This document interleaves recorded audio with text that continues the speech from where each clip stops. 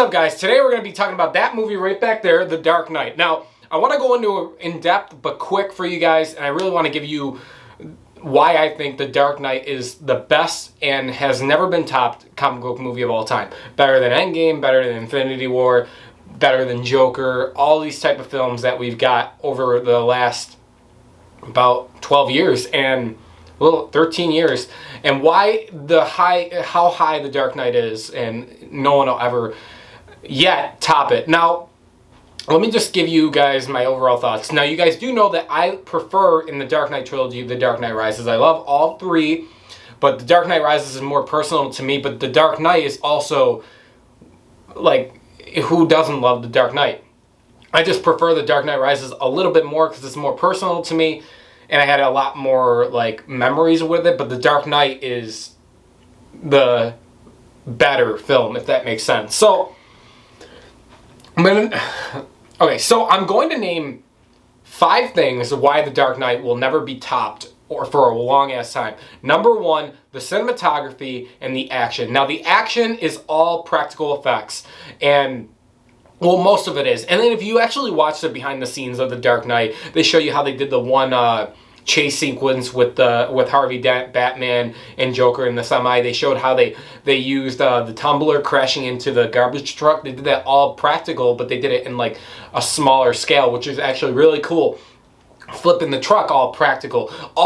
This is what I love about Christopher Nolan, and he's still probably my favorite filmmaker to date. Love or hate his films, I just always respect that he will, no matter what kind of film he's making, do as much as possible in practical, and then he'll make if he's doing visual effects and CGI for the most part, he'll make it so minimum in the film that it blends in perfectly, and that's what I love. Now, that's number 1, the practical effects. You look at Infinity War and Endgame, they're so heavily on visual effects, CGI, and that's just, something to me doesn't feel right.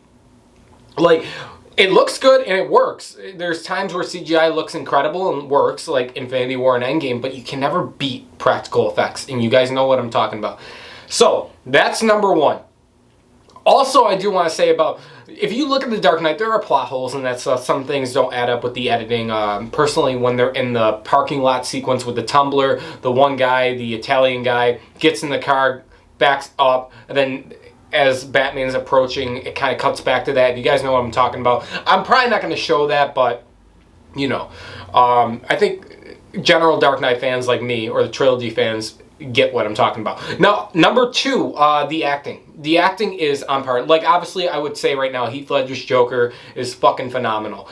But, besides that, Aaron Eckhart, probably his best role is Harvey Dent. I hate to say it. But also, Christian Bale, Gary Oldman, Michael Caine, Morgan Freeman, Maggie Gyllenhaal, and countless others, supporting cast. That's what I love about Nolan's films, is that he picks these actors that, besides the supporting cast, and they're like actors that we know but we haven't seen in a while, and he brings them in and it brings them back into the world, and it's so cool. He did it with Tenet with Kenneth Branagh, and he also had Kenneth Branagh in Dunkirk as well. But that's what I love, and that cast and crew, you can really feel in that, compared like in Infinity War and Endgame, that they're A-list actors in that, and that's good.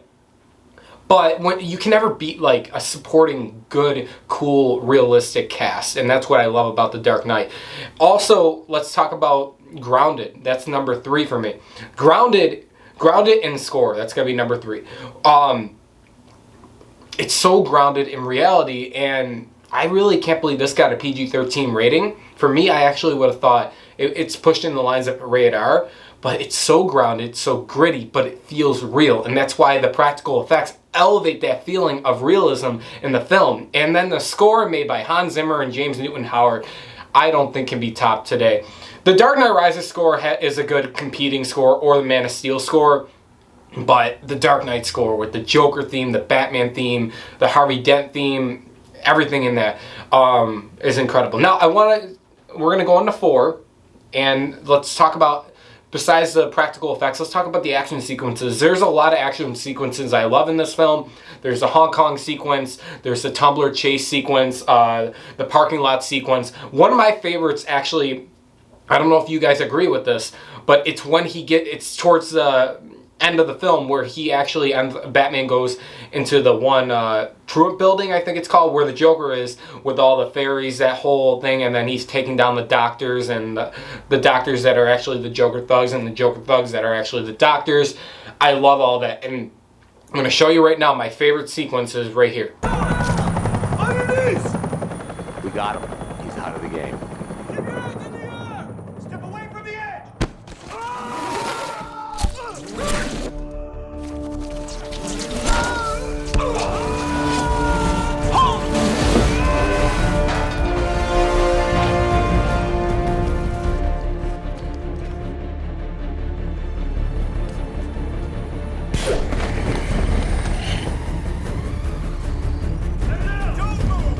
Be advised, clowns are hostages. Doctors are targets. Tell you guys, that sequence, oh my god, and then the score, oh, it's so fucking good. He kicks off oh, it's fucking amazing. So, the action sequences in this film are incredible. They really fucking are. And that's why that's about my 4. Now, number 5 is, in the end, the story.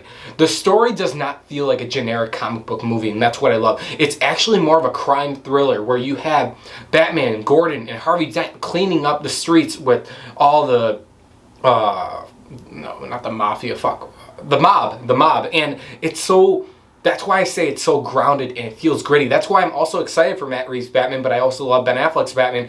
Ben Affleck's Batman's got more of the comic accurate stuff, and from the looks of Robert Pattinson's Batman, it's going to have a mixture of both. But The Dark Knight is so grounded and realistic in that realistic world that it just feels like this shit could actually happen. We could have this Batman exist in our world. And that's what Nolan was always going for, is like, what if Batman really did exist in our world? How would it work? And that obviously it doesn't, but maybe I do. No, I'm joking. But that's what I love about The Dark Knight. Alright guys, those are my 5 reasons why The Dark Knight is the best comic book movie and has never been topped yet in all of the 18 years since it's... 13 years, yep, 13 years. Guys, let me know your thoughts below on The Dark Knight. I love the film. You see I got the frame right back there. I don't know. So I go back and forth between if I like The Dark Knight or The Dark Knight Rises better. The Dark Knight Rises is a lot more personal to me, like I said, but The Dark Knight is just such a fucking phenomenal film, and I'm glad we got it, and I really am. And by the way, guys, I did want to say the color palette in this film is that blue tint, like the poster back there, and I really love that, actually. Batman Begins had that bronze type color tint, and then The Dark Knight had the blue, and then The Dark Knight Rises had more of a, I wouldn't say reddish, but you guys know, like more of a fiery type color palette. And I'm a big fan of that color. I don't know why, but you see it a lot in this film when Batman's up on the skyline, the Hong Kong sequence. A lot of sequences, actually, but it's a phenomenal film. I fucking love this film to death, and I do not really think it's ever going to get topped. Joker had the potential. Joker did get up to there. Dark Knight's up here for me. Joker's like right there. Like Joaquin Phoenix's performance was incredible, but it didn't hit The Dark Knight, because The Dark Knight's got everything. But guys, let me know your thoughts on The Dark Knight. Thanks for watching, and I will see you guys soon. Oh! Forgot to say, my second channel will be in the link in the description below. Shane Hill will be including all stuff lifestyle, you name it. Pre-workout, talking about that stuff, the Alpha Elite, the workout stuff, all the things that I do and that. But guys, let me subscribe if you want. I don't care. It's not going to hurt me. But guys, thanks for watching, and I'll see you in the next one.